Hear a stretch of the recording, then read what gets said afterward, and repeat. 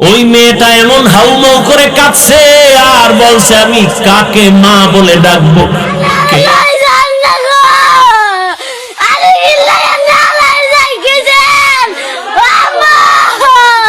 কে আমাকে মায়ের আদর দিবে? ঈদের আনন্দ ওর কপালে নাই। ঈদের দিন সবাই মায়ের কাছে যায়, বাবার কাছে যায়, আপু আমার একটা জামা কিনে দাও, আম্মু আমারে পোশাক পরায়া সাজায় গোসল করায়া দাও। কিন্তু যার মা নাই, যার বাবা নাই,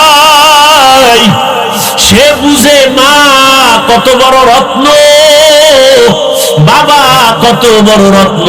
যার মা নাই তার দোয়ার দরজা একটা বন্ধ, যার বাবা নাই তার দোয়ার দরওয়াজা দুটোই বন্ধ হয়ে যায়।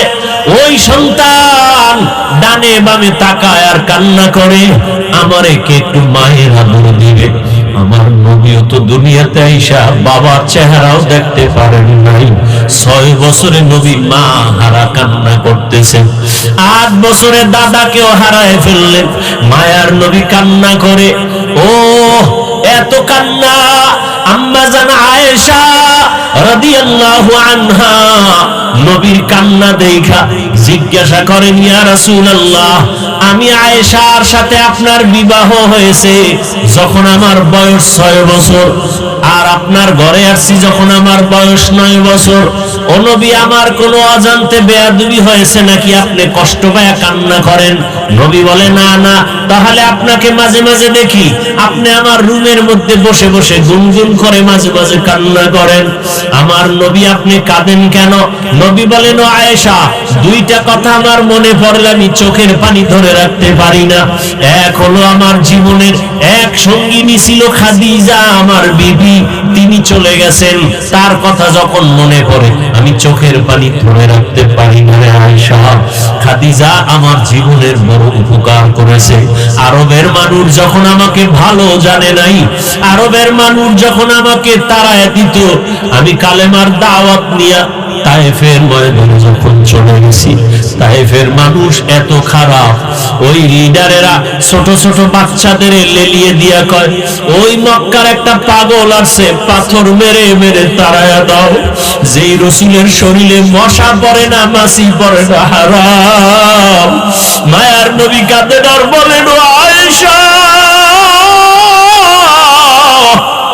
যখন তায়েফের ময়দানে দাওয়াত দিতে গিয়া ওই ছোট ছোট বাচ্চারা, কাফেরের সন্তান, ওরা পাথরগুলো উঠাইয়া আমার শরীরে মারতেছিল, বৃষ্টির মতো শরীরে পাথর পড়তেছিল, আর আমার শরীরে পাথর পরে আঘাত হইয়া রক্ত নিচে পড়তে পড়তে আমার পায়ের জুতা আটকায় গেছে, জুতা আর খোলা যায় না। আমি একবার ওদিকে তাকাই আর মক্কার দিকে হাঁটতেছি। আমার আল্লাহ রসুলের কান্না বরদাস্ত করতে পারলেন না। আমার আল্লাহ ডাক দিয়ে কয়, ও জিবরাইল, যাও আমার মায়ার নবীর কাছে গিয়া সান্ত্বনার বাণী দাও। তায়েফের জমিনে এখন আমি গজব দিব, তায়েফের সব মানুষগুলো ধ্বংস করে দিব। মায়ার নবীর কাছে জিবরাইল আমিন আসিয়া যখন বলল, আল্লাহর রাসূল কেমন দয়ার নবী আমার, নবী কান্না করে আর বলে, ভাই জিবরাইল, না না, আমার আল্লাহকে রাগ করতে নিষেধ করো। তায়েফের কাফের বেঈমানেরা আমি মুহাম্মদের চিনে না, ওরা যদি জানতো আমি ইতিম, ওরা যদি বুঝতো আমি 6 বছরে মা হারা, আমি বাবার আদর পাই নাই, আমি মায়ের আদর পাই নাই। সন্তানকে যদি বাবা ধমক দেয় মায়ের কাছে আশ্রয় নেয়, মা যদি ধমক দেয় বাবার কাছে আশ্রয় নেয়। যার মা নাই, যার বাবা নাই, কার কাছে আশ্রয় নিবে? আল্লাহর নবী কাঁদেন আর বলেন, ও ভাই জিবরাইল, তায়েফের মানুষ আমাকে চিনে নাই, ওরা জানেন আমি কত বড় এতিম অসহায়, আমি বাবার চেহারা দেখি নাই, মাকে হারায়া পাগলের মতো আছি। আজকে ওদের মারিও না, একদিন হয়তো আল্লাহ হেদায়েত দিলে দিনের কাজে আসবে, দিনের উপকার হবে। এমন মায়ার নবী আমার আম্মা জান আয়েশাকে বলেন, ও আয়েশা, আমি খাদিজা ওই সময় আমার টাকা পয়সা বাড়ি গাড়ি ছিল না, খাদিজা ছিল আরবের ধনী নারী, সব সম্পদ আমাকে হাদিয়া দান করছে, আমি এগুলো সব গরিবদের মাঝে বিলায় দিয়েছি, আমি দান সদকা করেছি, আমি নিজে অট্টালিকা বানাইনি। ওই খাদিজা আমি হেরা পাহাড়ে উঠিয়া আল্লাহর ধ্যানে যখন সময় কাটাইতাম, খাদিজা গিয়া গিয়া মাঝে মাঝে আমাকে নাস্তা পৌঁছাইয়া দিত। ওই খাদিজার ইন্তেকালে আমি সহ্য করতে পারি না, মনে পড়লে আমার চোখের পানি বের হয়ে যায়। আমি দাওয়াত দিয়া যতবার বাড়িতে আসছি, যত রাতে আইসা সালাম দিতাম, দরজা খুলে ফেলতো, জিজ্ঞাসা করতাম আপনি কি ঘুমান না? আম্মাজান খাদিজা বলতেন, ইয়া রাসূলুল্লাহ, আমি জানি আপনার মা নাই, আপনার বাবা নাই, আমি খাদিজা দুইজন স্বামী বিদায়ের পরে আপনার ঘরে আসছি, আমি খাদিজা একাধিক সন্তানের মা হওয়ার পরে আপনার ঘরে আসছি, আপনার মা যদি বেঁচে থাকতেন আপনাকে বাহিরে রাইখা মা বিছানায় ঘুমাইতেন না, আপনার চারদিকে দুশমন, আমি খাদিজা দরজার পাশে অপেক্ষা করি রহমতের নবী কখন আসবেন আর ডাক দিবেন, দরজা করব, নবী যদি কষ্ট পায় আমি খাদিজা জাহান্নাম ছাড়া উপায় হবে না। ও আয়েশা, ওই খাদিজার কথা মনে পড়লে আমি চোখের পানি ধরে রাখতে পারি না। ও পর্দার আড়ালের আম্মা জানেরা, বোনেরা, আপনার মতো কত মা, কত বোন আপনাদের চোখের সামনে এখনো আছে, নামাজ পড়ে, পর্দা করে। ও আম্মা জানেরা, বোনেরা, আপনারা যারা নামাজ পড়েন না কেন বলেন? আপনারা তো কত দামি জানেন না, আপনারা নবীদের মায়ের মতো দামি মা, আপনারা তো সাহাবায়ে কেরামদের মায়ের মতো দামি মা, আপনারা তো হাফেজে কোরআনের মায়ের মতো দামি মা। এরে আম্মা জান, আজকে বলে গেলাম সন্তানটাকে আপনি ডাক্তার বানান, ভালো একটা ডাক্তারের মা হয়ে যাবেন, সন্তান ডাক্তার হবে, রোগী দেখবে, আজান হলে নামাজে যাবে, কোরআন শিখায় যাবেন, কোরআন পড়ে দোয়া করবে, এমন একটা ডাক্তারওয়ালা সন্তানের মা যদি হতে পারেন, আপনার দুনিয়াও ধন্য, পরকালও ধন্য। এমন একজন প্রফেসর সন্তান রেখে যাবেন, এমন একজন ইঞ্জিনিয়ার সন্তান রেখে যাবেন যে কোরআন পড়ে পড়ে মা বাবার জন্য দোয়া করবে। ও আম্মা জানেরা, আপনারা কেন নামাজি হতে পারেন না? আপনারা কেন পর্দাওয়ালা হতে পারেন না? আপনারা কেন কোরআন পড়ে পড়ে মা বাবার জন্য দোয়া করতে পারেন না? আজকে যতই দুনিয়ার রং তামাশা দেখেন না কেন, দেখেন নাই ওই মোবাইলে তো দেখছেন আপনারা, এই যে 2-4 দিনের মধ্যে এত অ্যাক্সিডেন্ট হয়ে মারা গেল, মহিলারা কি পরিমাণ কান্না করলো, আবার অনেক বাচ্চা মা হারা লাশ নিয়ে কান্না করলো। আপনিও তো একদিন লাশ হইয়া যেতে হবে, একদিন আপনার সন্তান আপনাকে আম্মু বলে ডাকবে, কিন্তু আপনার জবানে আর আওয়াজ হবে না, সাদা কাপড়ের প্যাকেট হয়ে কবরে যেতে হবে, ওই কবরে একা পড়ে থাকবেন, বাড়ি গাড়ি কিছুই সঙ্গে যাবে না, আপনার আপনজন কেউ যাবে না। অতএব এখনো সময় আছে, আল্লাহ আপনাকে অনেক নিয়ামত দান করেছেন, বাড়ির মালিক, গাড়ির মালিক, টাকার মালিক, এখন আপনি পরকালের জন্য আল্লাহর শুকর আদায় করে নামাজ পড়বেন। আল্লাহ কত ফ্যামিলিরে রাখছে গরিব, ঠিক মতো খানা পায় না, শীতের দিন পোশাক কিনতে পারে না, দিন আনে দিন খায়, তাদের থেকে আল্লাহ আপনাদের অনেক ভালো রাখছেন। শুকর আদায় করে 5 ওয়াক্ত নামাজ আদায় করেন, সন্তানটাকে আদর্শওয়ালা বানায় যান, ডাক্তার ইঞ্জিনিয়ার যাই বানাবেন, নামাজি বানাবেন, কোরআন পড়নেওয়ালা, ওলামায়ে কেরামের দোয়া নেওয়ার জন্য চেষ্টা করবেন, মা বাবার দোয়া দিবেন, শিক্ষকের দোয়া নিয়ে চলবে। ও আমার যুবক বাবারা, কয়দিন আর বাহাদুরি, আজকে তুমি যদি মরিয়া যাও, আমি বলি না কেন, আজকে আমার ঘড়ি, আমার চশমা, আমার গায়ের জামা, কিন্তু যদি ঘুমের মধ্যে আজরাইল এসে যায়, আরে সকালবেলা মা গিয়া ডাকবে, বাবা ও, মা হঠাৎ শরীরে টাচ করে দেখবে শক্ত হয়ে গেছে, মা চিৎকার দিয়া বলবে আমার বাবা আর দুনিয়াতে বেঁচে নাই। ও যুবক বাবারা, ওই মা বাবা যারা এখনো বেঁচে আছে, এই রত্ন হারায় গেলে আর পাইবা না। নিজে ধন্য মনে করে দোয়া নিও, বেশি বেশি দোয়া নিও, মা বাবার দোয়া ছাড়া জীবন সফল হবে না, আল্লাহর কসম। শিক্ষকের দোয়া ছাড়া লেখাপড়ায় সফলতা আসবে না, আল্লাহর কসম। ওলামায়ে কেরামের দোয়া ছাড়া চরিত্রের ভালাই হবে না, আল্লাহর কসম। অতএব এই মা বাবার সাথে যদি কেউ অজান্তে বেয়াদবি করে ফেলো, বাবারে পাশে পাইলে ক্ষমা চাইও, ঘরে গিয়া মায়ের কাছে ক্ষমা চাইও, আর আমার আল্লাহর কাছে তওবা করিও, কিছুই না রে বাবা, আল্লাহর ডাকে সাড়া দিয়ে তো যেতেই হবে। আমার জীবনে কত খেলার সময় বন্ধু ছিল, আজকে কবরে চলে গেছে। লেখাপড়ার সময় কত বন্ধু ছিল, আজকে দুনিয়ায় নাই। তোমার বেলায় কত বন্ধু নিয়ে আড্ডা দিতা, কত খেলার মাঠে, লেখাপড়ার স্কুল কলেজে, আজকে অনেকেই নাই। তুমিও কিন্তু একদিন লাশ হইয়া যাবা। তুমি যখন মরে যাবা, তোমার বাবায় টেলিফোন করবে। মরার পরে আল্লাহ কুদরতি ক্ষমতা দিলে দেখবা, বাবায় টেলিফোন করে বলবে, মসজিদের ইমাম সাহেব, আমার ছেলে মারা গেছে, আমার বাবার জানাজা না পড়াই আপনি আর কোথাও যাবেন না। বাবায় বলবে, আর এক দলকে তাড়াতাড়ি যাও, আমার ছেলে নাই, মারা গেছে, তাড়াতাড়ি বাজার থেকে তাড়াতাড়ি কাফন নিয়ে আসো। আর এক দলকে বলবে, ঘরের পেছনে গরম পানি রেডি করো গোসল দেওয়ার জন্য। আর এক দলকে বলবে, বাঁশবাগানে কবর খনন করো দাফন করার জন্য। ও আমার বাবারা, জানাজা পড়াইয়া কাফন পেঁচাইয়া যখন নিয়ে কবরে রাখবে, তুমি মনে মনে ভাবছিলা কত বন্ধু কত বান্ধব, কিন্তু পাড়ায় পাড়ায় মাটি দেওয়ার পরে কবরে আর কেউ যাবে না। ওই অন্ধকার কবরে ডানে বামে মাটি আর বিছানা, বাতি নাই, কেউ নাই। ওই কবরে আল্লাহ পাক রব্বুল আলামিনের অর্ডারে ফেরেশতা আসবে তিনটা প্রশ্ন করার জন্য। আমাকেও তিনটা, আপনাকেও তিনটা।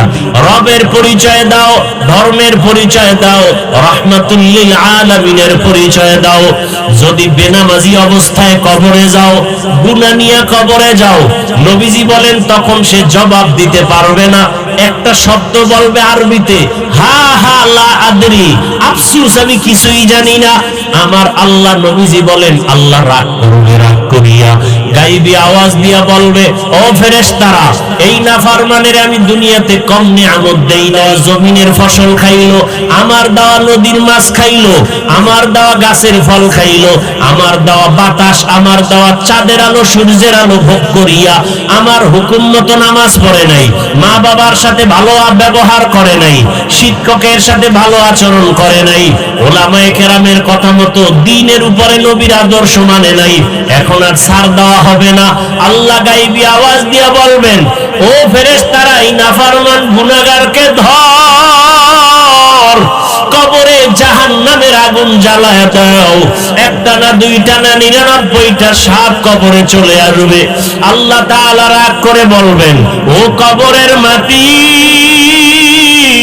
এই গুনাহগার বেনামাজি নাফরমানকে দুই দিক থেকে জোরে জোরে চাপ দাও। এমন চাপ দিবে পাঁজরের হাড় চুরমার হয়ে যাবে। ও আমার বৃদ্ধ বাবাজিরা, যুবক বাবারা, তোমার অন্তর যদি বলে কোরআন সত্য না মিথ্যা, যদি অন্তর বলে কোরআন সত্য, গুনাহ নিয়ে কবরে গেলে জাহান্নাম, এ কথাও কোরআনে আছে সত্য। নেক আমল নিয়ে গেলে জান্নাত, এ কথাও কোরআনে আছে সত্য। নেক আমল করলে জান্নাত, গুনাহ করলে জাহান্নাম। আল্লাহ তাআলা এজন্যই তো বললেন, আল আসরি ইন্নাল ইনসানা লাফি খুসর, সব মানুষ জাহান্নামে যাবে, ঈমানওয়ালা আমলওয়ালারা জাহান্নামে যাবে না। ঈমান আনছে, নেক আমল করছে, নামাজ পড়ছে, এরা জাহান্নামে যাবে না। আল্লাহ কোরআনে বলেছেন, ও আল্লাহর বান্দারা, যদি তুমি নেক আমল নিয়ে যেতে পারো জান্নাত, আর জান্নাতটা কেমন আরামের ঘর আল্লাহ তাও বয়ান করেছেন। জান্নাত যদি পাইয়া যায়, বান্দা এমন শান্তির জান্নাত পাবে যেখানে কোনোদিন বুড়া হবে না, যেখানে কোনোদিন যুবক থাকবে, যুবতী থাকবে, দাড়ি উঠবে না, বাথরুম হবে না, মনে মনে চাইবে আমি খাবো ফল, দেখবে সামনে ফল স্বর্ণের পেয়ালায় হাজির। এমন জান্নাত দিবে নেক আমলওয়ালাকে। আর যারা জাহান্নামে যাবে গুনাহ নিয়া, ওরা কেমন জাহান্নাম? আল্লাহর রাসূল বলেন, মরার আগেই, মৃত্যুর সময় ওরা জাহান্নামের ছবিটা দেখবে, আল্লাহ দেখায় দিবেন কুদরতের দ্বারা। জাহান্নাম এত ভয়ঙ্কর, হাসরের ময়দানটাই জমিন হবে, হাসরের মাঠ, এই দুনিয়াটাই, এই জমিন, এটাই হাসরের মাঠ। এই গাছপালা কিচ্ছু থাকবে না, আল্লাহর আদালত হবে সিরিয়ার জমিনে বাইতুল মাকদিসের সামনে। আল্লাহ তাআলা মানুষকে হাজির করবেন, সমস্ত নারী পুরুষ উলঙ্গ দাঁড়াবে, নারীরাও উলঙ্গ, পুরুষেরাও একসাথে উলঙ্গ। আম্মা জান আয়েশা বলেন, ইয়া রাসূলুল্লাহ, তখন কি মানুষ লজ্জা পাবে না? আল্লাহর রাসূল কান্না করে বলেন, ও আয়েশা, হাসরের মাঠে একদিকে থাকবে সূর্যের গরম, অন্যদিকে জমিনটাও তামা হয়ে যাবে, মানুষের কলিজা ফুটতে থাকবে, মাথার মগজগুলো টকবাক করে ফুটতে থাকবে, তখন কেউ কারো দিকে তাকানোর হুঁশ থাকবে না। এমন কঠিন সময় আরশের নিচে ছায়া পাবে নেক আমলওয়ালারা। আল্লাহ তাআলা রাব্বুল আলামিন গুনাহগার বেনামাজীদেরকে ধমক দিবেন আর বলবেন, তোমরা নেককারদের থেকে আলাদা হয়ে যাও, দুনিয়াতে তোমরা নেক আমল করো নাই, আজকে তোমাদেরকে কোনো ছাড় দেওয়া হবে না। নবীরা পর্যন্ত হাসরের মাঠে কান্না করবেন।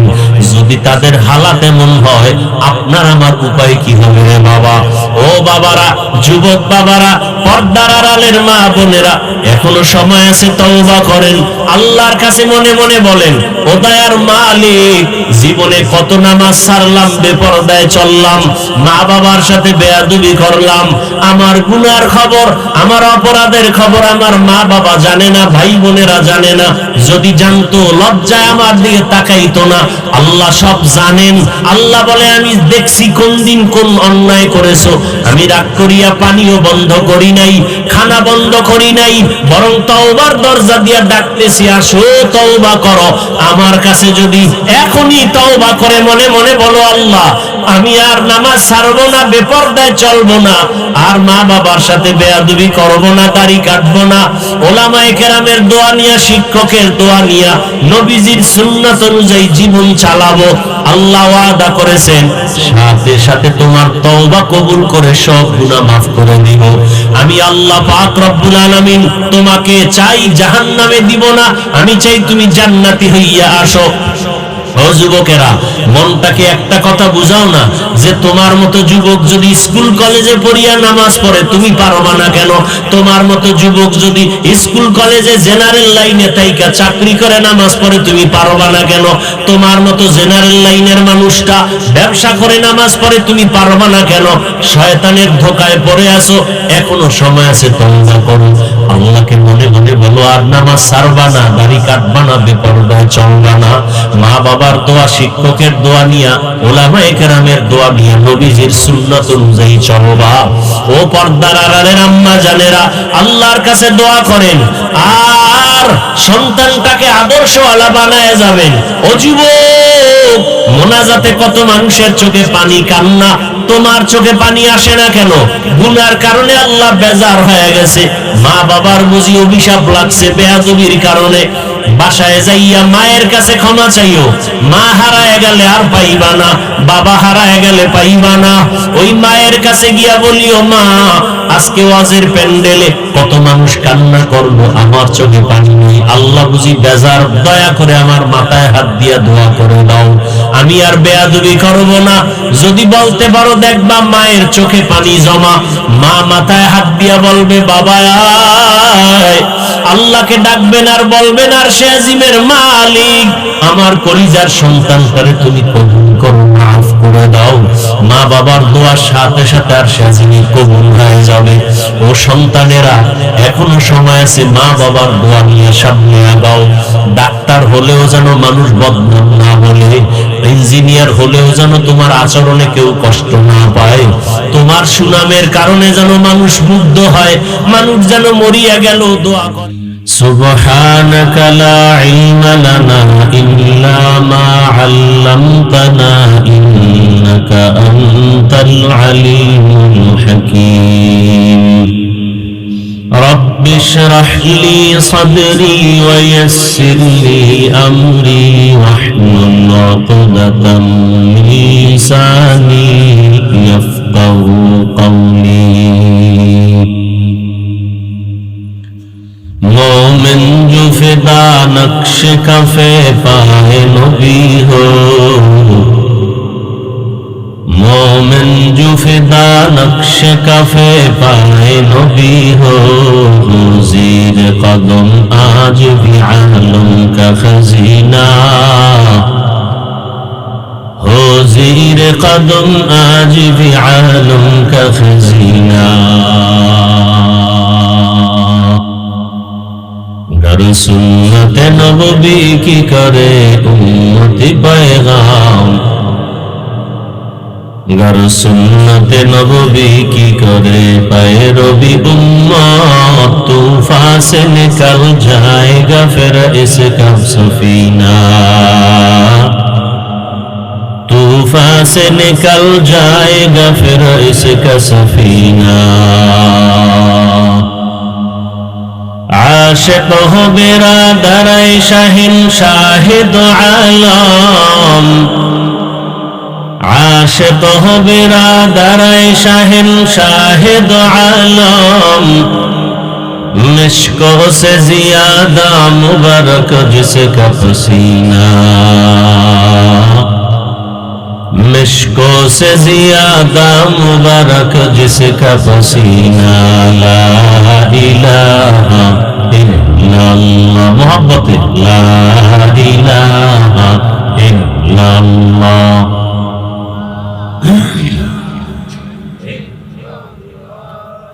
ला इलाहा इल्लल्लाह ला इलाहा इल्लल्लाह ला इलाहा इल्लल्लाह ला इलाहा इल्लल्लाह ला इलाहा इल्लल्लाह ला इलाहा इल्लल्लाह ला इलाहा इल्लल्लाह ला इलाहा इल्लल्लाह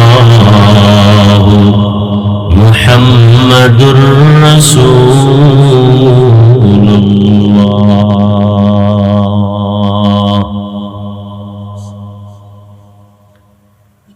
মরহুম সুলতান খান সাহেবের সন্তান আপনাদের এলাকার গৌরব হাজী আব্দুল জব্বার খান সাহেবের বাড়ির প্রতি বছরের ন্যায় আজও সুন্দর আয়োজন কোরআন ও সুন্নাহর বাগান আজকের বার্ষিক ওয়াজ মাহফিল 27 মার্চ 2026 মোতি এ মাহফিলে উপস্থিত মুহতারাম সম্মানিত সভাপতি হাজী মোহাম্মদ আলী হোসেন খান সাহেব অন্যান্য অতিথিবৃন্দ হযরত উলামায়ে কেরাম এলাকার বিভিন্ন স্থান থেকে আগত আল্লাহ পাকের আশিকিন জাকিরিন শাকিরিন মুহিব্বিন মুরব্বিয়ান আযম কলিজার টুকরা আমার সমবয়সী যুবক বন্ধুগণ স্নেহের ছোট ভাই পর্দার আড়ালে মাইকের আওয়াজ শ্রবণদাতা সম্মানিত মা ও বোনেরা আল্লাহ পাকের দরবারে শুকর যে রব্বুল আলামিন আমাদেরকে সুস্থ রেখেছেন আলহামদুলিল্লাহ। জীবনের এক অমূল্য সম্পদ আমাদের সুস্থতা। টাকা পয়সা বাড়ি গাড়ি সব আছে, কিন্তু যদি আপনি আমি অসুস্থই থেকে যাই এ জীবনের কোনো দাম নাই। টাকা পয়সা বাড়ি গাড়ি তেমন নাই, কিন্তু আল্লাহ যদি সুস্থ রাখে এর থেকে সুখের জীবন আর হতে পারে? আমাদের এই সুস্থতাকে আল্লাহ রাব্বুল আলামিন দাইমান কবুল করেন। আমাদের মাঝে এখনো যারা অসুস্থ আল্লাহ পাক দোয়া করি তাদেরকেও পূর্ণ সুস্থতা দান করেন। সব থেকে বড় ডাক্তার আমার আল্লাহ। আমার আল্লাহ চাইলে ঔষধ ছাড়াও সুস্থ করতে পারেন কিনা? পারেন। আমার ভাই এত অর্থ ব্যয় করে কোরআনের বাগান সাজান প্রতি বছর, মসজিদ মাদ্রাসার দিকে তার দিল এতটা আগানো, চাইলে তো সে দুনিয়ার লাইনে টাকা উড়াইতে পারতেন, একটা গানের প্যান্ডেল দিতে পারত। মনে হয় গানের একটা প্যান্ডেল করলে লোক জায়গা হতো না, আমার মনে হয়। প্রতি বছর ওয়াজ দেয়া হয়, প্রচারণাও করা হয়, ওয়াজ মাহফিলে মানুষ কম। এই পার্শ্বের মানুষগুলো আবার ওয়াজে যায়, বিনিময় ছাড়া যায় না, খাওন দাওন থাকলে আসে। তাও আবার আগে আগে খাওন দিলেও আসে না, সেটু পরে অনেক লোক খাইছে, ওয়াজে নেই। কি খাইলে দৌড়, পেট ঠিক সব ঠিক।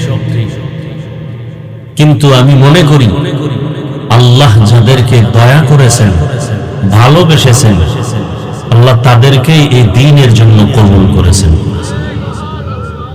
আমি দোয়া করি আপনারা আমিন বলবেন। এখানে বহু সাদা দাড়িওয়ালা আছে, কারো না কারো আমিন কবুল হবে ইনশাআল্লাহ।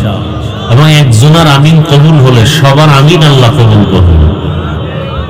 দোয়া করি আল্লাহ পুরা এলাকাবাসীকে আল্লাহ কবুল করেন। বিশেষ করে আমার ভাই হাজী আব্দুল জব্বার খান সাহেব এত মেহনত করেন, দিলের মধ্যে খুব মোহাব্বত দ্বীনের প্রতি, মাদ্রাসার প্রতি, আলেম ওলামাদের প্রতি। আল্লাহর বরকতে তার হায়াতে, ইজ্জতে, রিজিকে বরকত বাড়ায় না। তার পরিবারে যারা আছেন সন্তান সহ আল্লাহ সুস্থতার নিয়ামত দান করেন, মুসিবত থেকে আল্লাহ হেফাজত করেন। তার মরহুম বাবা দুনিয়াতে নাই, আল্লাহ পাক রব্বুল আলামিন তাকে জান্নাতুল ফেরদাউস দান করেন। এই এলাকায় আরো যারা কবরস্থ হয়ে আছে আল্লাহ সবাইকে জান্নাত দান করেন। বিশেষ করে ইদানিং যেই মরণের লাশগুলো দেখতেছি সহ্য করার মতো না। বাচ্চা কাঁদতেছে, আমি আম্মু বলে ডাকবো কাকে, আব্বু বলে ডাকবো কাকে? আবার মা কাঁদতেছে, আমার সন্তান স্যার আমি বাঁচবো কিভাবে? এগুলো সহ্য করার মতো না। এত কঠিন এক হালাত, আপনারা দেখেন না এগুলো। বিবাহ করেছে পরিবার, বউ সহ রওয়ানা বাবার বাড়ি, যেতে পারে না, রাস্তার মাঝে শেষ। কুমিল্লা ট্রেনের সাথে বাসের ধাক্কা, দেখেছেন জাগাত মানুষ ঈদের জামা কাপড় গুলো পরে আছে। প্রতিনিয়ত এই অবস্থা, এগুলো একটা মানুষ হিসাবে মেনে নেওয়া বড় কষ্ট। বাস পানিতে পড়ে কি অবস্থা হলো। দোয়া করি আল্লাহ যারা আজকে বিভিন্ন দুর্ঘটনায় জীবন চলে গেছে আল্লাহ তাদেরকে সর্বোচ্চ শহীদের মর্যাদা দান করেন। আসলে রসুলের কিছু আমল আমাদেরকে দিছেন, আমরা রসুল চ্যালেঞ্জ দিয়ে গেছেন, তোমাদের জীবনে সম্মান নষ্ট হবে না, মৃত্যু তো হবেই, তবে মৃত্যুটা যেন শান্তির হয়, সম্মানের হয়, হঠাৎ মরণ যেন না হয়, অ্যাক্সিডেন্টের মরণ যেন না হয়। আল্লাহ আমাদেরকে হেফাজত করেন। সেক্ষেত্রে ঘর থেকে যখন বের হবেন বিসমিল্লাহ বলে ডান পা দিয়ে বের হবেন, এটা রসুলের সুন্নাত। দরুদ শরীফ পড়তে পড়তে বের হবেন, আল্লাহ একদল ফেরেশতা আপনার পাহারাদার বানিয়ে দিবেন। আমরা তো সে আমলগুলো করি না। বাথরুমে সবার যেতে হয়, রসুলের সুন্নত কি খালি মাথায় খালি পায়ে বাথরুমে যেও না। কেন? বাথরুম হলো জিন শয়তানের আড্ডাখানা, জিন শয়তানের আড্ডাখানা। আমরা খালি মাথায় বাথরুমে যাই, খালি পায়ে বাথরুমে যাই। রসুলের দোয়া শিখাইছেন, দোয়া করে যাও, আল্লাহুম্মা ইন্নী আউযু বিকা মিনাল খুবুসি ওয়াল খাবাইস। ওখানে খবিসরা থাকে, জিন শয়তান। এজন্য অনেকে গিয়েই হঠাৎ পড়ে যায়, অ্যাক্সিডেন্ট হয়, বুকে ব্যথা পায়, মাথায় ব্যথা পায়। আমি চ্যালেঞ্জ দিয়ে বলছি গতকালও এক জায়গায়, যদি সুন্নত অনুযায়ী কেউ বাথরুমে যায় কোনোদিন বাথরুমে দুর্ঘটনায় পড়বে না। এরপরে বাথরুমের দরজাগুলো ওপেন রাখে, খোলা রাখে। আর হঠাৎ করে বাচ্চা অসুস্থ, কেন? ওদের নজর লাগে, বদনজর যখন পড়ে যায় অসুস্থ হয়ে যায়। হাদিস শরীফে এমন কথা আছে যে এমনকি বাচ্চা মহিলাদের কাপড় যেগুলো গোসলের পরে থাকে এগুলো যেন মাগরিবের আগে, সূর্য ডুবার আগে ঘরে নেয়, বাইরে না থাকে। কারণ ওই টাইম শয়তান ঘুরে, জিন ঘুরে। রসুলের সুন্নত যে মানবে আর জীবনে কোনো অশান্তি আসবে না। আর এই সুন্নতের বয়ান শোনানোর জন্য আমার ভাইয়ে সুন্দর আয়োজন করেছেন। আল্লাহ পাক ভরপুর কামিয়াবির সাথে মাহফিল কবুল করেন। শুধু কি আমার দেশের হালাত দেখেন তো, আজকে বিশ্বের কি অবস্থা। আমার বাংলাদেশি প্রবাসে যারা আছেন অধিকাংশ মধ্যপ্রাচ্যে আছেন, সেখানে যুদ্ধ চলতেছে, যদি কিছু হয়ে যায় ভবিষ্যতে আমাদের দেশের মানুষের ক্ষতি বেশি হবে। আমাদের কলিজা ভরে কান্না করা, দোয়া করা উচিত আল্লাহ পাক গোটা বিশ্বের মুসলমানদেরকে হেফাজত করেন, আমার দেশ আমার জাতিকে হেফাজত করেন। অন্যের জন্য দোয়া করলে নিজের জন্য আগে কবুল হয়। আমরা তো অন্যের জন্য দোয়া করতে চাই না, মনে মনে ভাবি যদি আমার ভাগে কম পড়ে যায়। অথচ অন্যের জন্য দোয়া করলে নিজের জন্য আগে কবুল হয়। আলেম ওলামাদের কাছে যাইতে হয়, বয়ান শুনতে হয়। রসুলের কথা কার থেকে শুনবো? রসুল তো আর আসবেন না, সাহাবায়ে কেরাম আর আসবেন না, উলামায়ে কেরাম বয়ান করবেন। মৃত্যু তো হবেই, আগামীকাল বেঁচে থাকার গ্যারান্টি নাই। আপনি ঘরে আছেন, মরে যাবেন না। ঘুমের মধ্যে কত মানুষ মরে যায়। কিছু কথা শুনে দোয়া করে যাওয়ার নিয়ত আছে নাকি আগেই ভাগবেন? আল্লাহ সবাইকে কবুল করেন। উলামায়ে কেরাম আলোচনা করেছেন। আমিও দীর্ঘদিন অসুস্থ, 2-3 দিন হয় প্রোগ্রাম শুরু করেছি।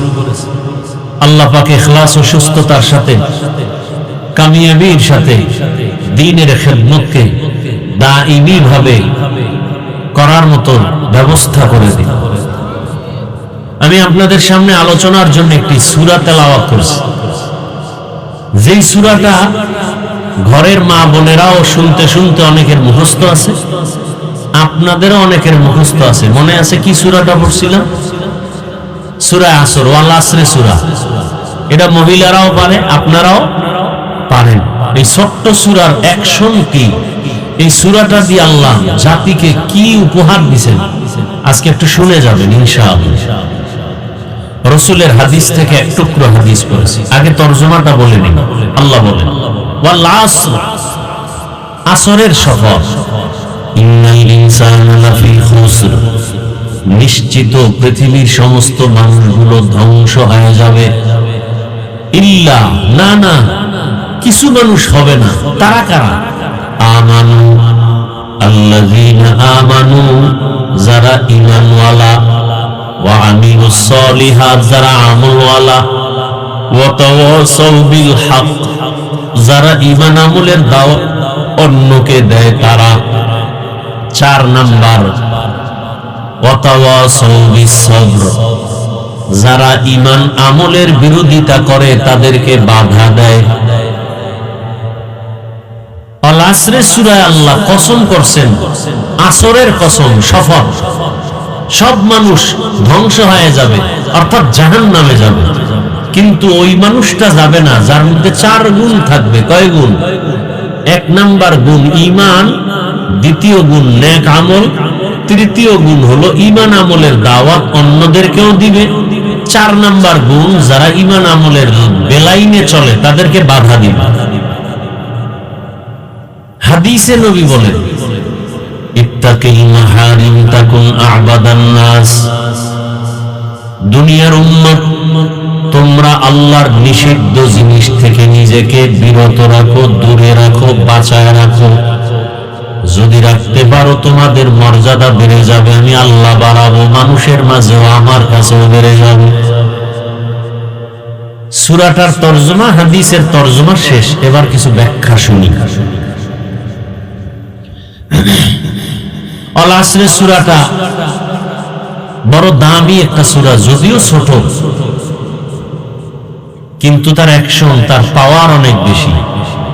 যেমন দরুদ শরীফ পড়ি, সাল্লাল্লাহু আলাইহি ওয়াসাল্লাম, একটু পারেন না আপনারা? এই এতটুকু শব্দের পাওয়ার কত? যদি একবার পরে সাল্লাল্লাহু আলাইহি ওয়া আলিহি ওয়াসাল্লাম, সাথে সাথে 3টা পুরস্কার পেয়ে যাবে। প্রথম পুরস্কার 10টা গুনাহ মাফ হয়ে যাবে, দ্বিতীয় পুরস্কার 10টা নেক আমল নামায় যোগ হবে, তৃতীয় পুরস্কার আল্লাহর কাছে আপনার আমার মর্যাদা 10 গুণ বেড়ে যাবে। হর কে বাশুদ আমিলে সন্নুমুদ, হর কে বাশুদ আমিলে সন্নুমুদ, আতশে দোজখ শবদ বরুয়ে হারাম। দরুদ পড়বেন আর জাহান্নামে যাবেন, এটা হতে পারে না। আগুন কাছে আছে, গরম লাগবে না, এটা হতে পারে না। পানিতে নামবেন, শরীর ভিজবে না, এটা হতে পারে না। আল্লাহকে আল্লাহ বলে ডাকবেন, রসুলের শানে দরুদ পড়বেন, জান্নাত পাবেন না, এটা হতে পারে না। কিন্তু আমরা তো আমল করি না, দুর্বল। একবার পড়লে 3 পুরস্কার। এই দরুদটা এত সংক্ষেপ, যদি 100 বার পড়েন কত লাভ। শুধু মরার পরে লাভ না, দরুদ পড়লে দুনিয়াতেও লাভ। আপনার ব্যবসায় ঝামেলা, দরুদের আমল করেন, সমাধান দরুদ। চাকুরিতে সমস্যা, দরুদের আমল করেন, সমাধান। ঘরে অসুস্থ রোগী, দরুদের আমল করেন, সমাধান। পৃথিবীতে দরুদের মতো পাওয়ারফুল কোন আমল নেই। নফল আমলের মধ্যে পাওয়ারফুল এবং সহজ। আর একটা পাওয়ারফুল আমল, সহজ আমল, ইস্তেগফার। আস্তাগফিরুল্লাহ, আস্তাগফিরুল্লাহ, আস্তাগফিরুল্লাহ। হাসান বসরি রহমতুল্লাহ আলাইহি, জগৎ বিখ্যাত একজন কুতুবুল আলম, তিনি বলেন, রাত আসলে যেমন দিন থাকে না, দিন আসলে রাত থাকে না, ঠিক তেমনি ভাবে যারা ইস্তেগফারের আমল করে তাদের আমল নামায় কোনো গুনাহ থাকে না। ইস্তেগফার পড়তে কি ওযু লাগে? হাঁটতেছেন ইস্তেগফার করেন, বসে আছেন ইস্তেগফারের আমল করেন, গুনার কথা স্মরণ করেন। ছোট ছোট আমল, ঘর থেকে ডান পা দিয়ে বের হন, সুন্নত।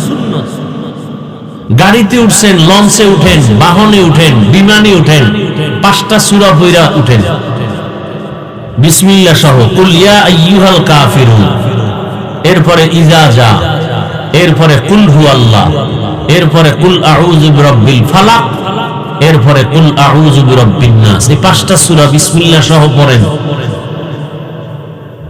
কোন মুসিবত আপনাকে চলার পথে আকৃষ্ট করবে না, আঁচ করবে না, টাচ করবে না, বরং আল্লাহ ফেরেশতা দিয়ে আপনাকে হেফাজত করে ঘর পর্যন্ত আবার পৌঁছায় দিবে। আমরা আমল করি না। ভিক্ষুক আসছে আপনার সামনে, খবরদার ধমক দিবেন না, কিছু দিয়ে বিদায় করেন। কোন কোন সময় ভিক্ষুক আসলে ভিক্ষুক না, আপনাকে পরীক্ষা করার জন্য কোনো অলিও হতে পারে। এরকম বহু ঘটনা আছে।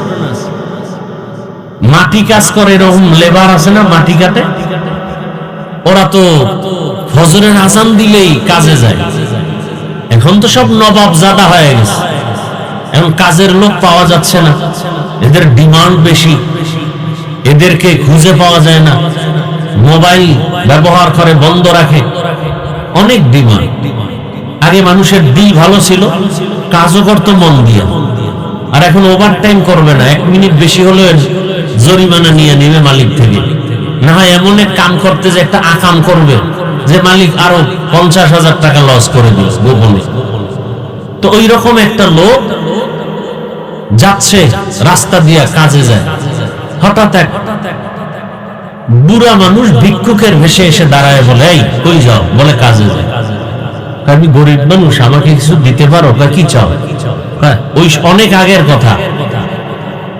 বলে, আমাকে 2 টাকা দাও। এখন তো 2 টাকা কোনো ভিক্ষুকও নিতে চায় না। 5 টাকা 10 টাকার নিচে দিলে বলবে, তুই তো আমার থেকেও ফকির, তোর ভিক্ষা দিব। কথা ঠিক না? আল্লাহ কি কুদরত! এই লেবার যাতে এদের পকেটে, বা পকেট তো নাই, ওই কাপড়ের ভিতরে খুচরা টাকা রাখে, 1 টাকা 2 টাকা 5 টাকা। আগে, এখন তো নোটও নেই। 2 টাকা দিল, দিয়া হাতটা ধরছে, এই দাঁড়াও, তুই 2 টাকা দিছো আমার, তোর কষ্টের থেকে না মহব্বতে? বলে, মহব্বতে। বলে, কি চাও? বলে, কিছু চাই না। বলে, বল। ওই ছেলেটা আমাকে শুনেছে, কি চাও বল। আমি কিচ্ছু চাই না, কারণ আজকে আমি দোয়া করে যাব। বল। ওই ছেলেটার দোয়া চাইলো যে আমি যেন মানুষের সেবা করতে পারি, মানুষের সেবা করতে পারি। ওরে এমন কিছু আমল দিছে আর বলছে আমল দিয়া তুই যারে ফু দিবি তার রোগ ভালো হয়ে যাবে। আল্লাহর কাছে দোয়া করে দিছে। এই জন্য ভিক্ষুকের তাড়ায় দিবেন না, খারাপ ব্যবহার করবেন না, আমল বাড়ায় দেন। কয়দিন আর বাঁচবেন ভাই? মৃত্যু তো একদিন হবেই। কিন্তু দুনিয়াতে আপনি মরার পরে মানুষ যেন দোয়া করে, স্মরণ করে, এরকম কিছু রেখে যান। কি রাখবেন? মসজিদ রেখে যান, মাদ্রাসা রেখে যান। দুটো এতিম সন্তানকে আপনি সহযোগিতা করে যান, আজীবন দোয়া করবেন। কত অসহায় সন্তান আছে, শীতের মধ্যে একটা মশারি কিনতে পারেন, একটা কম্বল কিনতে পারেন।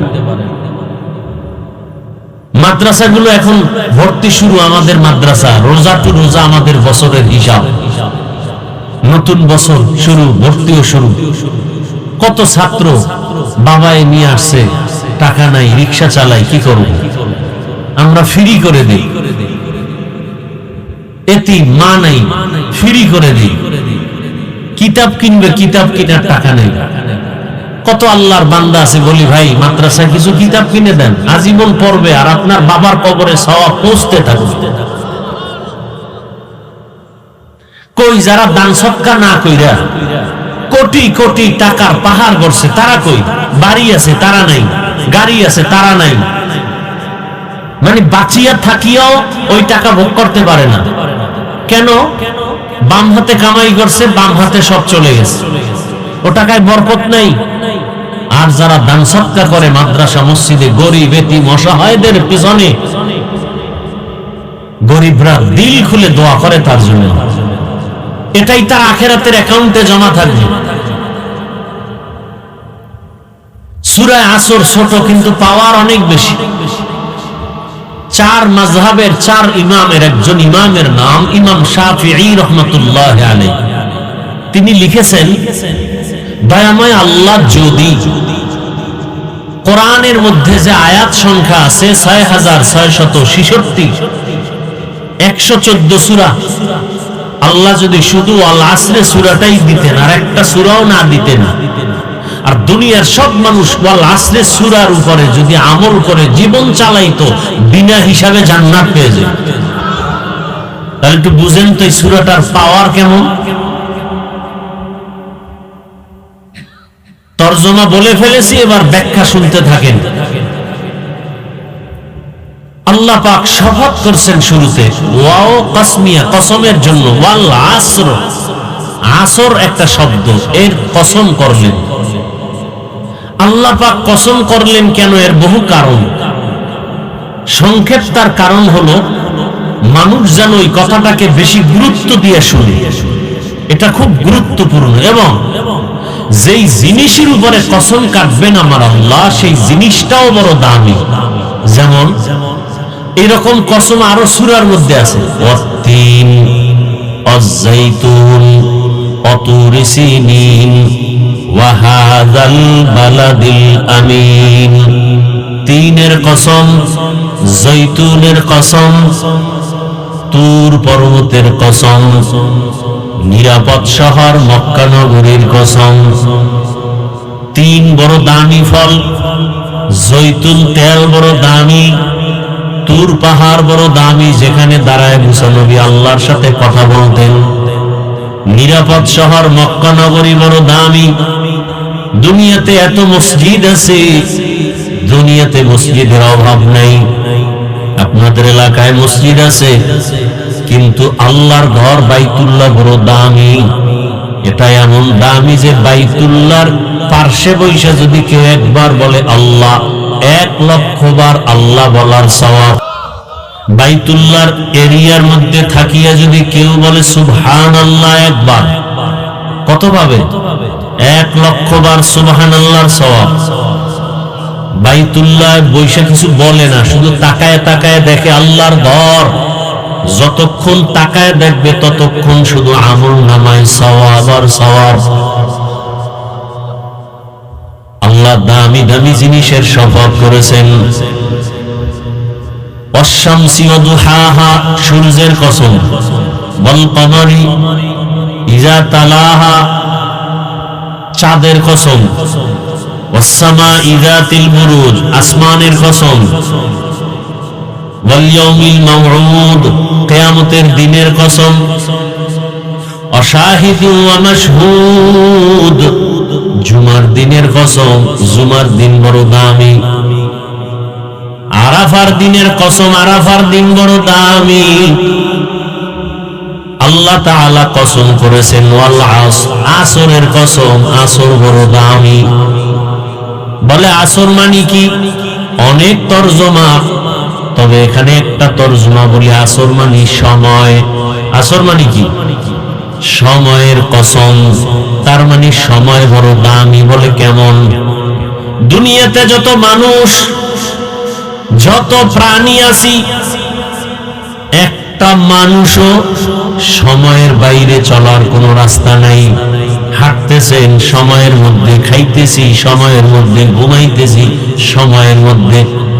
সময়টা এত দামি, দুনিয়াতে যারা সময়টারে মূল্যায়ন করে কাজে লাগায় তারাও দামি হয়ে যায়।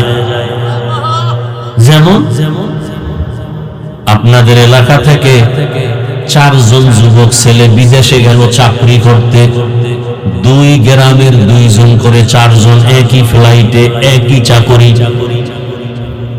5 বছর পরে রেজাল্ট বের হলো, 2 জনার ঢাকাতে ফ্ল্যাট কিনছে, বাড়ি পাকা বিল্ডিং, আর 2 জনার অবস্থা বড় খারাপ। ঋণ করিয়া বিদেশ গেছে, ঋণের টাকাও আদায় করতে পারে নাই। জিজ্ঞাসা করা হলো, একই এলাকার 4টা যুবক, একই সময়ে তোরা গেছো, 5 বছর পরে 2 জন বড় হিরো হয়ে গেছে, 2 জন তোরা জিরো কেন? জিরোওয়ালারা কিছু বলতে পারে না, যারা হিরো তারা বলে। তাদের জিজ্ঞাসা করা হলো, তোমরা ওদের থেকে আগায় গেলা সম্পদে, কারণ কি? বলে আমরা বিদেশ আসছি, ঘুমানোর জন্য আসি নাই। আমার মাথার উপরে আমার মায়ের চিন্তা, বাবার চিন্তা, স্ত্রী সন্তানের চিন্তা। মালিক আমাদের যেই টাইম আমাদের ডিউটি করার জন্য দিয়েছে, ওর থেকে আমরা আরো বেশি ওভার ডিউটি করেছি, বসে থাকি নাই। আর ওরা শুধু মালিকের ডিউটি কইরা ঘুমাইছে, আর ওই টাকা দিয়া উড়াইছে উল্টা পাল্টা পথে। সময়টারে কাজে লাগাইছে, ওভার টাইম করছে, সময় নষ্ট করে নাই, ওরা দামি হয়ে গেছে। দুনিয়ার জমিনে যারা সময়টারে কাজে লাগায়, এই যে রমাজান চলে গেল, রমাজানে এত ব্যবসায়ীর ব্যবসায় বরকত কেন? হিন্দুও তার বরকত বেশি। পুরা 11 মাসে যেই ব্যবসায় লাভবান না হয়, রমাজানের 1 মাসে এর থেকে বেশি লাভবান হয় কেন? অন্য 11 মাসে ডিউটি করে সকাল 8টা থেকে সন্ধ্যা 8টা, কর্মচারী দোকানে 1 জন। রমাজান মাসে সব সময় দোকান খোলা, কর্মচারী 4 জন। সময়টারে মূল্যায়ন করিয়া যখন ব্যবসায় খাটাইছে, লাভবান হয়ে গেছে। ঠিক নেই? লেখাপড়ার মধ্যে যারা সময়টারে কাজে লাগায়, তারাই তো কবি নজরুলের মতো দামি হয়। সময়টারে কাজে লাগায়, টাকার কারণে সম্মান না, সময়টারে কাজে লাগানোর কারণে সম্মান। ডাক্তার জাকির নায়েকের নাম কে না জানে, কে না চিনে? টাকার গরমে না, এত সম্মান সারা দুনিয়ায় শুধু টাকার জন্য না, ক্ষমতার জন্য না। সময়টারে জীবনে কাজে লাগাইছেন, অনর্থক নষ্ট করেন নাই। সময়ের বড় দাম। এই যে আপনারা বসে আছেন, এখানেও সময় ব্যয় হয় না? এই সময়ের দাম আছে না নাই? বলবো কিছু? রহমতের নবী বলেন, কোরআনের ময়দানে আলেম ওলামাদের বয়ান শোনার জন্য যেই মুমিন ঘর থেকে কদম দিয়া বের হয়, প্রত্যেকের সাথে 70,000 ফেরেশতাকে আল্লাহ কাফেলা বানায় দিয়েছেন। এখানে বসার পরে চতুর্দিক থেকে নূরের তৈরি রহমতের ফেরেশতারা হাতে হাত লাগায় কাতার বন্দী হয়ে বেষ্টন করে আছে আল্লাহর আরশে আজিম পর্যন্ত।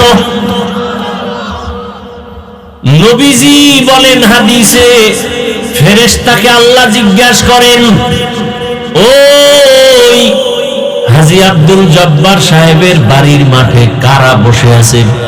নরমাল বিছানা, মোগলার ভেতরে চাটাইয়ের মধ্যে বসে আছে, এরা কারা? কয় তোমার বান্দা। কেন আসছে? আল্লাহ তো জানেন, তারপরও জিজ্ঞান কেন ফেরেশতাকে? ফেরেশতাদেরকে সাক্ষী বানানোর জন্য জিজ্ঞাসা করেন, এই ফেরেশতারা ওরা আসছে কেন? টাকা চায় না? কি চায়? বাড়ি চায় না, গাড়ি চায় না।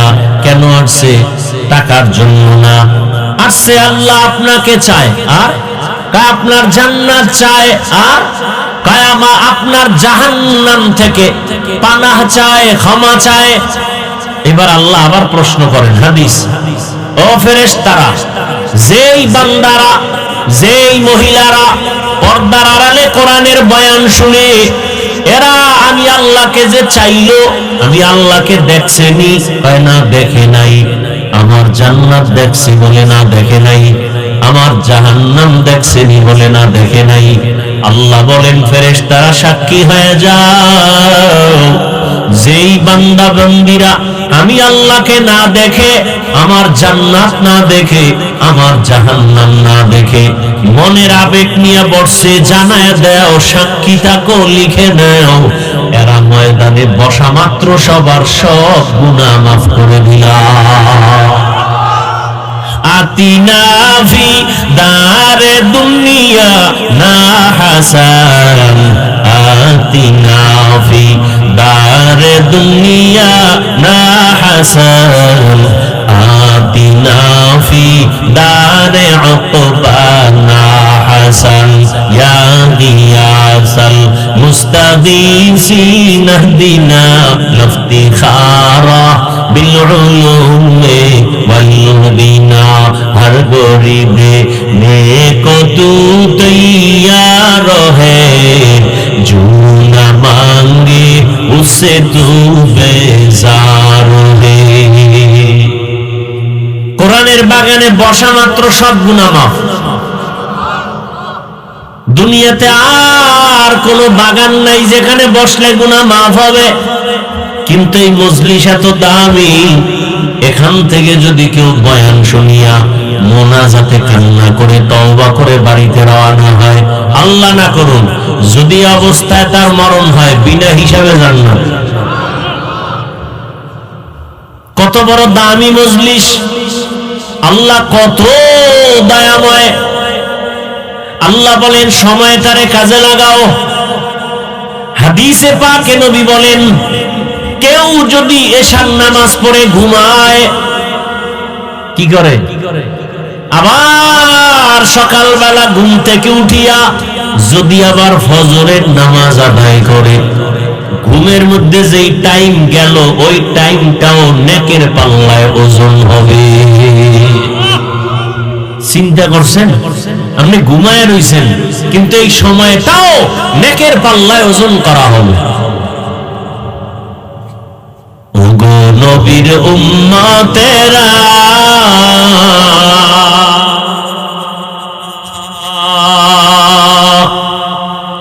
হয়ে আজি দিশাহারা, কোরআন হাদিসের চলো যখন যাহা চাই মনে, নবী বিনে কে তরাবে পুসিরাত মিজানে, নবী বিনে কে তরাবে পুসিরাত মিজানে, উম্মতের কান্ডারি নবী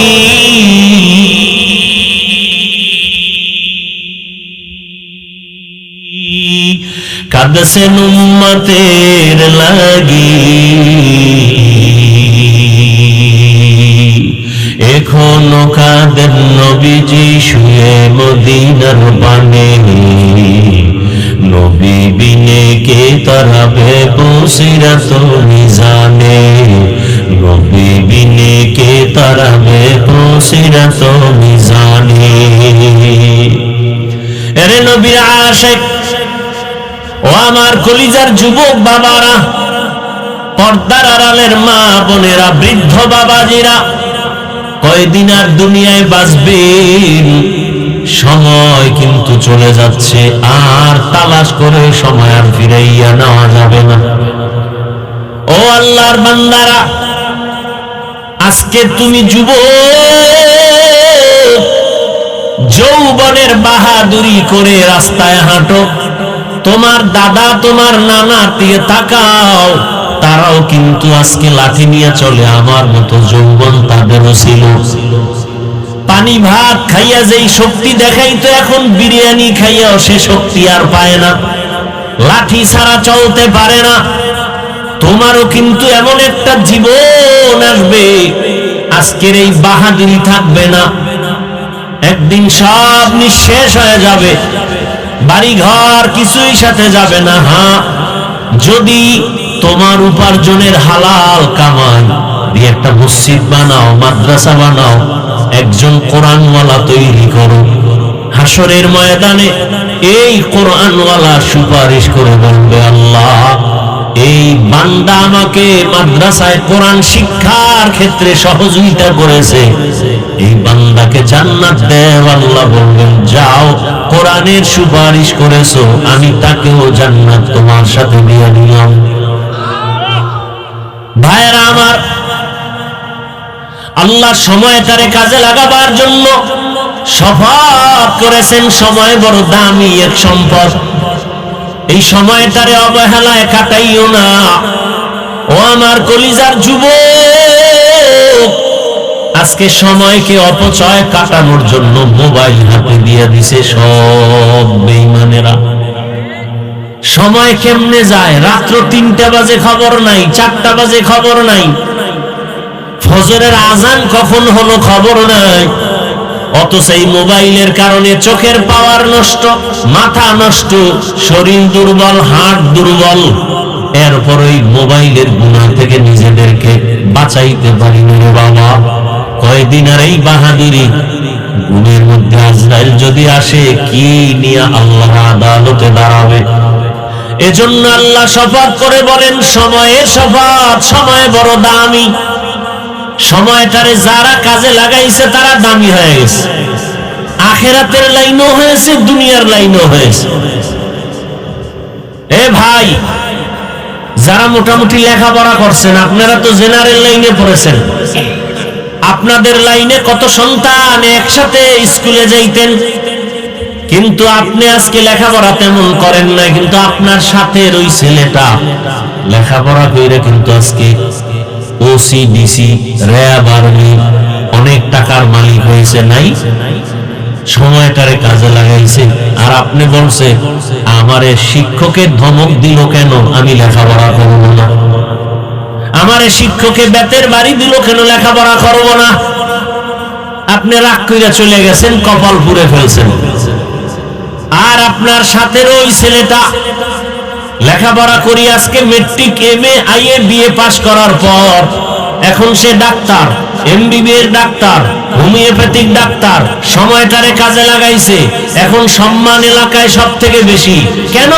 টাকা আছে। কয় না, তাহলে এত সম্মান কেন?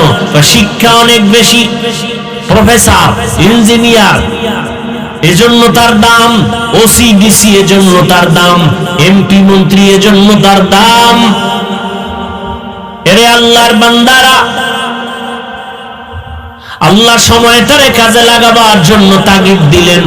এরপরে আমার আল্লাহ বলেন, ইন্নাল ইনসানা লাফি খুসর, দুনিয়াতে যত মানুষ আছে সব মানুষ ধ্বংস হয়ে যাবে, জাহান্নামে যাবে। কিন্তু 4 গুণওয়ালারা জাহান্নামে যাবে না। কয় গুণ? কষ্ট হইতেছে আপনাদের না? এমনি তো নাচনেওয়ালা বুড়ি, আরো যদি পায় ঢোলের বাড়ি।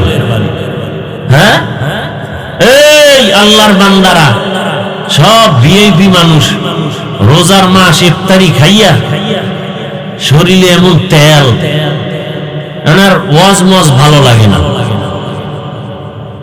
নিজেও বয়ান শুনেন না, আরো 10 জন মানুষ আসছে বয়ান শুনতে, তাদের মাঝখানে আপনি চলাফেরা, কথাবার্তা বলে ডিস্টার্ব করেন।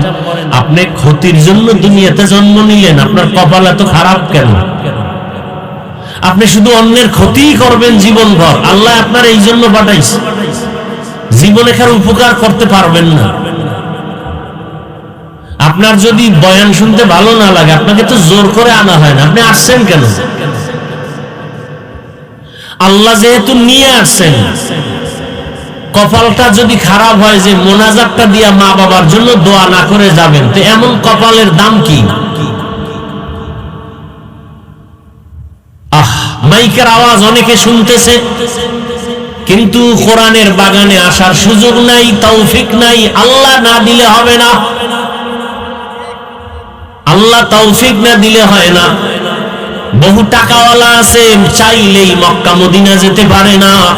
আল্লাহ যাকে কবুল করেন সেই মক্কায় যায়, মদিনায় যায়। মনে চাইলেই বাবা নেক আমল করা যায় না, কোরআনের বাগানে বসা যায় না। আল্লাহ যাদের কবুল করবেন তারা এই ময়দানে বসবে। হেদায়েতের মালিক আমার আল্লাহ। আরে হেদায়েত বড় কঠিন জিনিস। 13টা বছর রসুলকে দেখলো, বয়ান শুনলো, এরপরও কালেমা পড়ে না, নাম আবু জাহাল। কেমন কপাল পোড়া!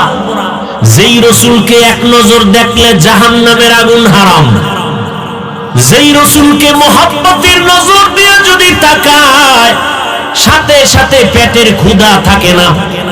কেমন রহমতের নবী! যেই রহমতের নবী রাস্তা দিয়া যখন হাঁটেন, যেখানে নবী কদম দেন ওই জায়গা থেকে বছরকে বছর শুধু মিশকের ঘ্রাণ। কেমন রহমতের নবী আমার! যেই রহমতের নবী রাস্তা দিয়া হাঁটে, রাস্তার পাশের গাছগুলো নত হয়ে রসুলের সালাম দেয়। কেমন আমার মায়ার নবী! রাস্তা দিয়ে নবী হাঁটতেছেন, মেঘের খণ্ড নবীর ছায়া দেয়, সূর্যের গরম যেন না লাগে। নবী রাস্তা দিয়ে হাঁটে, নবীর শরীরের মধ্যে মশা মাছি পড়ে না, হারাম।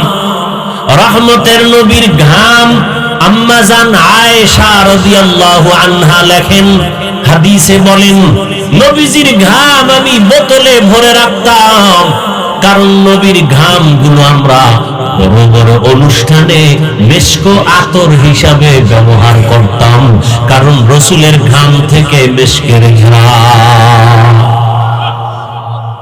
এরে নবীর আশিক, ওই নবীর কারণে আমাদের এত সম্মান। ওই রসুলকে চিনলা না রে মুসলমান? ওই রহমতের নবী যাকে দেখলে চোখে পানি রাখা যায় না, দিলটা শান্ত হয়ে যায়, সেই নবীকে কয়দিন দেখছে আবু জাহাল? 13 বছর বয়ান শুনছে, এরপরও কালেমা পড়ে নাই। কপাল ভালো না খারাপ? হাতের মুষ্টিতে পাথর নিয়ে এই আব্দুল্লাহর ছেলে মুহাম্মদ সাল্লাল্লাহু, বলো তো আমার হাতে কি? নবী বলেন আমি বলতে পারবো না। না বলো, বললে কি হবে? এখনই কালেমা বলবো। নবীজি বলেন হাতের মধ্যে কি আছো তোরা নিজের একটু আওয়াজ দে। নবী এই কথা বলা মাত্র পাথরগুলো কালেমার আওয়াজ দিল জোরে জোরে। আবু জাহিল্লা পাথরগুলো মাটিতে ফালায় কয়, ও তুমি তো বড় জাদুকর। কপাল খারাপ, হেদায়েত হয় নাই। দেখেন হেদায়েত কত কঠিন জিনিস। আবার দেখেন অন্যদিকে 27 বছরের একটা যুবক তরবারি নিয়ে দৌড়ায়, নবীকে জবাই করবে। কয় বছরের যুবক? 27 বছরের যুবক নবীকে জবাই করার জন্য তরবারি নিয়ে দৌড়ায়, কিন্তু রসুলের সামনে গিয়া চেহারাটা দেখেই তরবারি ফালাইয়া নবীজির কদমে গিয়া ক্ষমা চায়, কয় ইয়া রাসূলুল্লাহ আমাকে আপনি মাফ করে দেন, কালেমা পড়ায় দেন। দেখছেন নি 13 বছর নবীর পাশে থাইকা বয়ান শুনিয়াও কালেমা পড়ে না আবু জাহাল, এটাও কফাল। আর ওমর নবীকে জবাই করতে গিয়াও কালেমাওয়ালা হয়ে গেছে। কয় বছর বয়সে? 27 বছর বয়সে। নবীজি এমন একটা দোয়া কইরা দিছে ওমরের জন্য, এখন ওমরের পাওয়ার হয়ে গেছে। কেমন পাওয়ার? কয় ওমর রাস্তা দিয়ে হাঁটে, শয়তান ভাগে, শয়তান ভয় পায় ওমরের। কেমন পাওয়ার? আমি বাঙালি এক চালাক কয় শয়তান আমারও ভয় পায়। কেন কয় আমি ওর থেকে বড় শয়তান। আমি যেই দুষ্টামি জানি, চালাকি জানি, শয়তান এগুলো জানে না।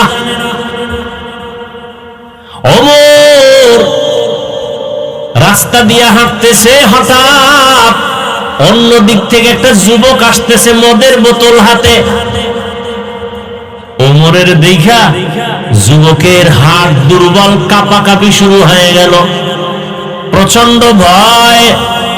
কারণ ওমরে ফারুক রাদিয়াল্লাহু আনহু যদি উল্টা পাল্টা দেখে মদের বোতল তো আমার কল্লা ফেলে দিবে। তরবারি তার হাতে সব সময় রেডি, তরবারি রেডি, উল্টা পাল্টা হলেই তরবারির আঘাত। তো ওমরে ফারুক রাদিয়াল্লাহু আনহু চোখে চোখ পড়ে গেছে, মদের বোতলটা ফালাইতেও পারে না। এখন যুবক মনে মনে তওবা করছে, জীবনে আর মদ খামু না, মদ পান করব না, অন্তত ওমর থেকে আল্লাহ আমারে বাঁচাও। নাহলে ওমর তো কল্লা ফালাই দিল। যুবক বোতলটা এভাবে গোপনে রাইখা দাঁড়ায় রয়েছে। ওমর তো দেখছে বোতল, কাছে আইসা খায়, যুবক বোতলটা আমার হাতে দেখি। যুবক ভয় দেয় না, কাঁপতেছে, দে। যুবক তো অন্তর দিয়ে আমার আল্লাহর কাছে তওবা করেছে। মদের বোতল, মদ সহ যখন ওমরের হাতে দেওয়া হয়, ওমরে ফারুক রাদিয়াল্লাহু তাআলা আনহু মদের বোতলটা হাতের মধ্যে নিয়ে তাকায় দেখে বোতলের মাঝে এক ফোঁটা মদও নাই, পুরা বোতলটাই সাদা দুধে ভরা। हर के दारद खौफे हक दर दीमदाही, हर के दारद खौफे हक दर दीमदाही, जन्नतुल मअवा देहद ओ राम काम जुज़बा हक ची जे मखाज इंसुजा बदले उआ मस्ते दर जुमला जहां। ও আমার কলিজার যুবক বাবারা, বৃদ্ধ বাবাজিরা, পর্দার আড়ালের মা বোনেরা, আমি সারা বাংলাদেশে মানুষের পায়ে হাত রেখে বয়ান করি আর এ কথা বলি, আল্লাহর হুকুম অনুযায়ী চলবেন তার মানে, নবীর আদর্শ মেনে চলবেন তার মানে আমার মতো টুপি লাগায়া বড় হুজুর হইয়া পাগড়ি পরেন এটা না। বরং আমি বলবো, যারা স্কুলে পড়ো যুবকেরা ধন্যবাদ, আমি দোয়া করে গেলাম। স্কুলে পড়ো, কলেজে পড়ো, চাকরি করো, ব্যবসা করো, বাধা নাই। বরং তুমি ওখানে থাকিয়া নবীজির আদর্শ মেনে চলো, দেখবা তোমার জীবনটা ধন্য হয়ে যাবে।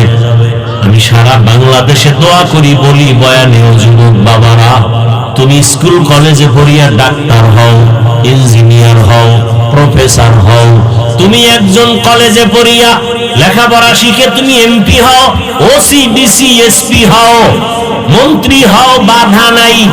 তবে অনুরোধ একটাই সব জায়গায় করি, বেয়াদব হইও না রে বাবা। কারণ যদি বেয়াদব হইয়া যাও, ডাক্তার হলেও জুতার ভাই তাসলিমা নাসরিনের মতো খেতে হবে।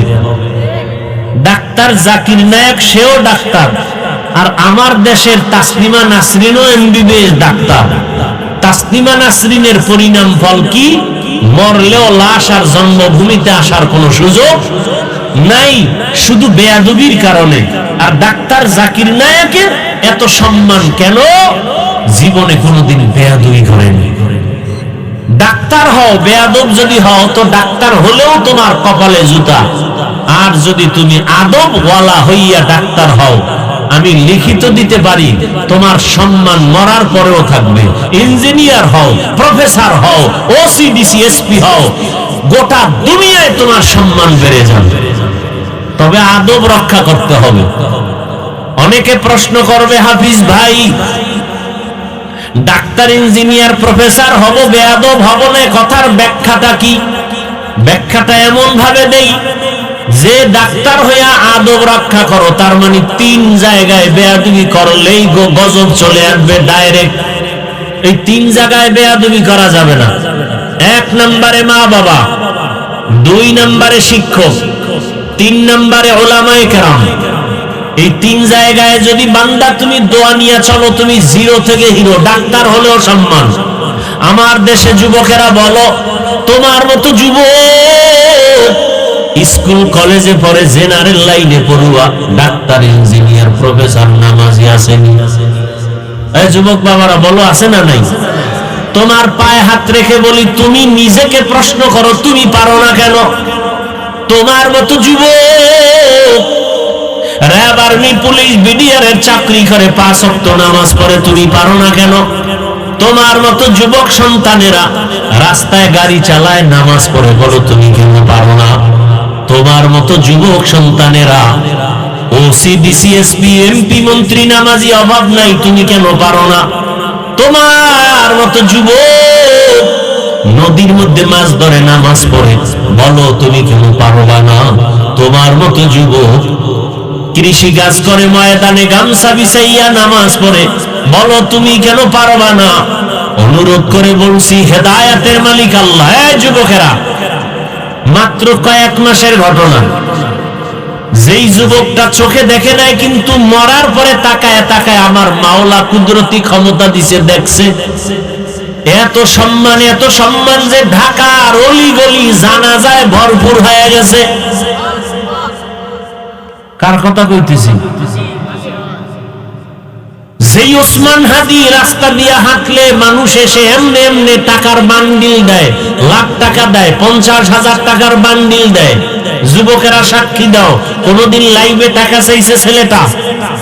ইন্তেকালের পরে ব্যাংক অ্যাকাউন্ট চেক করে দেখা হলো গোটা দুনিয়ার থেকে ভক্তরা তারে কোটি কোটি টাকা পাঠিয়ে দিছে। আর তুমি কেমন চরিত্র নষ্ট তোমার! তুমি সারা রাত মোবাইলে গুনাহ করার জন্য এমবি ভরতে গিয়া মায়ের টাকা চুরি করো, বাবার টাকা চুরি করো।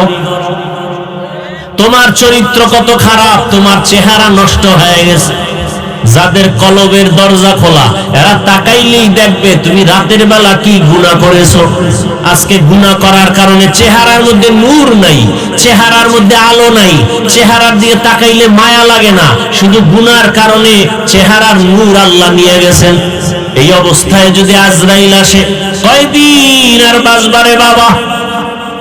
ওই ওমরা হজে গেছে, নোয়াখালীর সন্তান পরিবার নিয়া, বাচ্চা নিয়া ওমরা করার পরে গেছে কোন বন্ধুর বাড়ি বেড়াইতে, এমন একটা অ্যাক্সিডেন্ট হয়ে গেছে, জাগাত মারা গেছে। স্বামী, স্ত্রী, সন্তান, তবে 3 সন্তানের একটা মেয়ে বাচ্চা বেঁচে আছে। ওরে ফ্লাইটে নিয়ে আসছে, তোর আব্বু আম্মু চিকিৎসা অবস্থায় আছে, আসবে। কিন্তু যখন লাশ আর আনতে পারে না, অনেক প্রসেসিং, অনেক টাকা, শেষ পর্যন্ত ওই মেয়েটাকে যখন বলা হলো তোর আব্বু আম্মু দুনিয়াতে বেঁচে নাই, ওই সৌদি আরবে লাশ দাফন হয়ে গেছে। মেয়েটা মিডিয়ায়, যারা ফেসবুক চালাও বাবা, জীবন ভর তোমার এই জীবনটাই মোবাইলের মধ্যে নেশায় কাটাও। কিসের মদের নেশা, জুয়ার নেশা, এখন বড় নেশা মোবাইলের নেশা। যেই মোবাইলের নেশায় জীবন ধ্বংস, যৌবন ধ্বংস, সব বরবাদ। তওবা যদি নসিবে থাকে, শুরুতেই বলছিলাম আবু জাহাল নবীকে 13 বছর দেইখা বয়ান শুনে কালেমা পড়ে নাই, আর ওমরের মতো বান্দা নবীকে জবাই করতে গিয়া কালেমাওয়ালা হয়ে গেছে। জানি না এই মাঠের ভিতরে ওমরের মেজাজওয়ালা কপাল নিয়ে কারা বসছেন, আর আবু জাহালের মতো হতভাগা কার কপাল জানি না।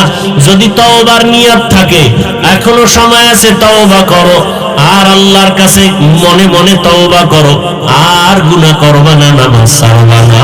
মা বোনেরাও তওবা করেন, আর স্বামীর মাল নষ্ট করবেন না, বেপরদায় চলবেন না, সন্তানটাকে আদর্শওয়ালা বানাবেন, আর 5 ওয়াক্ত নামাজ পড়বেন, নবীজির আদর্শ মেনে চলবেন। মুরব্বীরাও তওবা করেন, আল্লাহর কাছে মনে মনে বলেন, আর গুনার কাছে যাবেন না, নামাজ ছাড়বেন না, আল্লাহর মুহাব্বত নিয়ে চলবেন। তওবা করার মতো যদি কারো অন্তর তৈরি হয়, মুনাফিকি অন্তরে যদি না থাকে, খাঁটি তওবার নিয়ত যাদের আছে, দুটো হাত আমার আল্লাহকে দেখাইয়ে দেই, আয় আল্লাহ হাতগুলো কবুল করে নেন, আয় আল্লাহ তওবা কবুল করে নেন। একটা হাতও খালি ফিরাইয়া দিয়েন না রে মালিক। মা বোন বোনদের কবুল করে নেন, আমার যুবক বাবাদের কবুল করে নেন, ছাত্রদের কবুল করে নেন, মুরব্বী বাবাজিদেরকে কবুল করে নেন। তওবার উপরে মরণ পর্যন্ত মজবুত হইয়া নবীর সুন্নাত অনুযায়ী চলার তৌফিক দান করুন, আমিন। আলহামদুলিল্লাহি রাব্বিল আলামিন। والصلاة والسلام على سيد الأنبياء والمرسلين وعلى آله وأصحابه أجمعين يا أرحم الراحمين يا أرحم الراحمين يا أرحم الراحمين رب ارحمهما كما ربياني صغيرا اللهم إنك عفو كريم تحب العفو فاعف عنا اللهم إنا نسألك رضاك والجنة ونعوذ بك من سخطك والنار اللهم إنا نعوذ بك من البرص والجنون والجذام وسيء الأسقام اللهم إنا نسألك علما نافعا ورزقا واسعا وشفاء من كل داء اللهم اجعلني من المستجابين للدعوات اللهم اجعلني من المستجابين للدعوات اللهم اجعلني من المستجابين للدعوات ودير مال গভীর রাত আমরা গুনাহের বোঝা নিয়ে আপনার দরওয়াজায় হাজির কুদরতের নজরটা দিয়া দেখেন ময়দানে কত উলামায়ে কেরামরা হাত তুলেছেন, কত যুবক ছাত্ররা, কত ব্যবসায়ী চাকরিজীবীরা, হাজী সাহেবরা, পর্দার আড়ালের কত মা বোনেরা মোনাজাতে হাত উঠাইলেন। আমরা সবাই গুনাহগার, জাহান্নামের আসামি। তওবার নিয়ত করেছি আর গুনাহ করব না রে আল্লাহ। গুনাহের কারণে আমার হাত নাপাক, চোখ নাপাক, জিহ্বা নাপাক, চোখে পানি নাই, দিলটা পাথর হয়ে গেছে। তওবার নিয়ত করেছি আর গুনাহ করব না, আর নাফরমানি করব না। মেহেরবানি করে আমাদেরকে মাফ করে দেন আল্লাহ। আমাদের তওবা কবুল করে নেন, এই মাহফিল কবুল করে নেন আল্লাহ। আয়োজনকারী সহযোগিতাকারীদের কবুল করে নেন আয় আল্লাহ।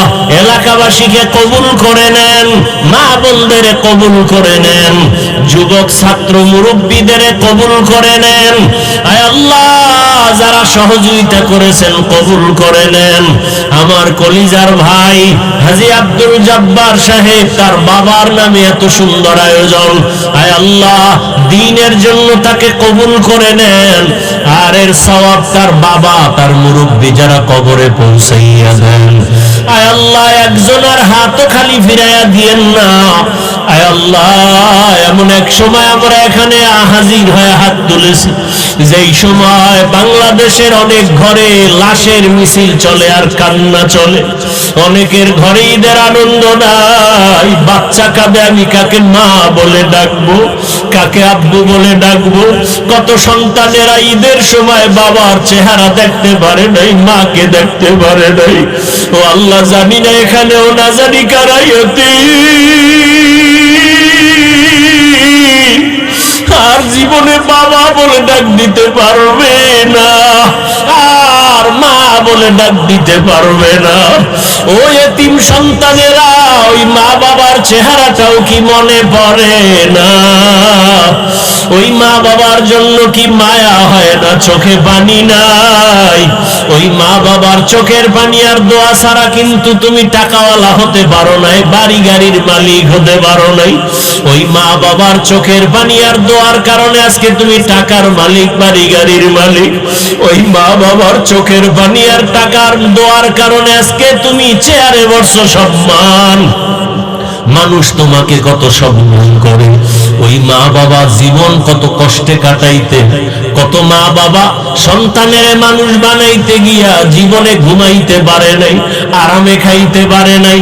মনে চাইতো ইলিশ মাছ খাবে, টাকা নাই কিনতেও পারে নাই। মনে চাইতো ফল খাবে, টাকা নাই কিনতে পারে নাই।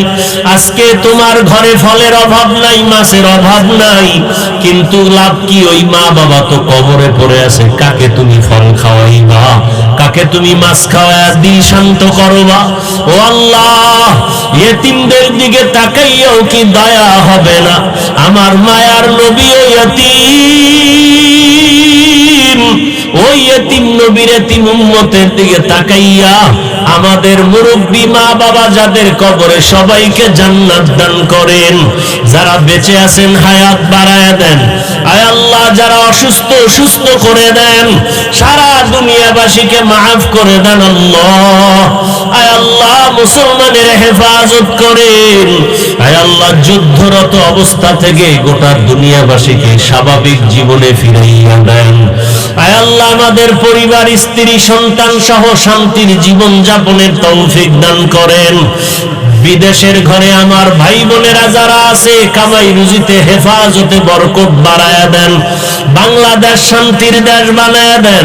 দেশের জন্য, দিনের জন্য যারা জীবন দিয়েছে তাদের মাফ করে দেন। এখনো যারা চেষ্টা করে কবুল করে নেন। বাতিলের মোকাবেলায় বিজয় দান করেন। হেলেম হিকমত আমলে বরকত বাড়ায়া দেন। ওলামা তোলাবা উম্মতের অন্তরে ইজ্জত মোহাব্বত রব বাড়ায়া দেন। আয় আল্লাহ, সবার দিলের নেক আশা পুরায়া দেন। নবীজির রওজায় গিয়া সালাম দেওয়ার তৌফিক দান করেন। আয় আল্লাহ, আপনার ঘর জিয়ারতের জন্য কবুল করে নেন। আয় আল্লাহ, অসুস্থ জীবন থেকে আমাদের সুস্থতার জীবন দান করেন। আয় আল্লাহ তাআলা, পানির নিচে লাশ, গাড়ির নিচে লাশ, আয় আল্লাহ, যাদের জীবনটা অকাতরে চলে গেল তাদেরকে শহীদি দরওয়াজা দান করেন। তাদের আওলাদ সন্তান যারা বেঁচে আছে তাদের হায়াত বাড়ায় দেন। ধৈর্য ধারণের তৌফিক দান করেন। মাদ্রাসা কবুল করে নেন। মসজিদগুলো কবুল করে নেন। অন্য শিক্ষা প্রতিষ্ঠান নবীর আদর্শে কবুল করে নেন। আমাদের মধ্যে হিংসা দূর করে মহাব্বত তাকওয়া বাড়ায় দেন। আয় আল্লাহ, মাদ্রাসার খেদমত করি কবুল করে নেন। যারা দান সদকা করে কবুল করে নেন। আয় আল্লাহ, আপনার পছন্দের আসাতেজায়ে কেরাম তোলাবার ব্যবস্থা করে দেন। আয় আল্লাহ, জায়গার ঋণের বোঝা মাথায়, ছাত্রদের ভালো থাকার জায়গা নাই, কুদরতের দ্বারা অর্থের ব্যবস্থা করে দেন। আয় আল্লাহ, তাদের দায়মি ভাবে খরচের ব্যবস্থা করে দেন। ঋণ আদায়ের ব্যবস্থা করে দেন। আয় আল্লাহ, আমাদেরকে যারা মুহাব্বত করে দ্বীনের জন্য তাদের কবুল করে নেন। তাদের পেরেশানি দূর করে দেন। কামাই রুজি, ব্যবসা চাকরিতে বরকত বাড়ায়া দেন। ইজ্জতের জীবন দান করেন। মা বোনদের আবেদা পর্দাওয়ালা বানায় দেন। সন্তানগুলো নেককার বানায় দেন। আয় আল্লাহ, সন্তান নিয়ে যারা পেরেশানিতে আছে পেরেশানি দূর করে নেন। প্রত্যেকটা সন্তানকে মা বাবার সম্মানের কারণ বানায় দেন। মা বাবার ইজ্জত বাড়াবার ব্যবস্থা করে দেন। দাম্পত্য জীবন সুখময় করে দেন। আয় আল্লাহ, এই মাহফিলের বরকতে এলাকায় শান্তি দান করেন। কবরওয়ালাদের জান্নাত দান করেন। কিয়ামত পর্যন্ত হকের ব্যানারে এই মাহফিল কায়েম রাখার তৌফিক দান করেন। আয় আল্লাহ, আমার কলিজার ভাই আব্দুল জব্বার সাহেবকে দ্বীনের খাদেম হিসাবে কবুল করেন।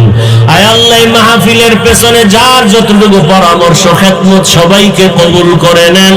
আয় আল্লাহ, এক মনে একসাথে দ্বীনের কাজে আগাইয়া যাওয়ার সবাইকে তৌফিক দান করেন।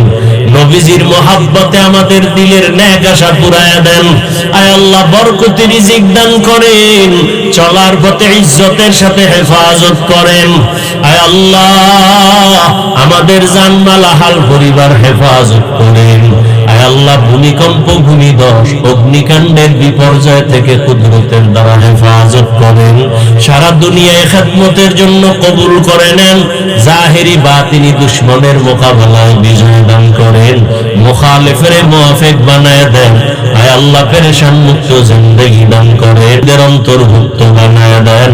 আয় আল্লাহ আমাদের সকলের দোয়া মুনাজাত নবীজির মুহাব্বতে কবুল করে নেন।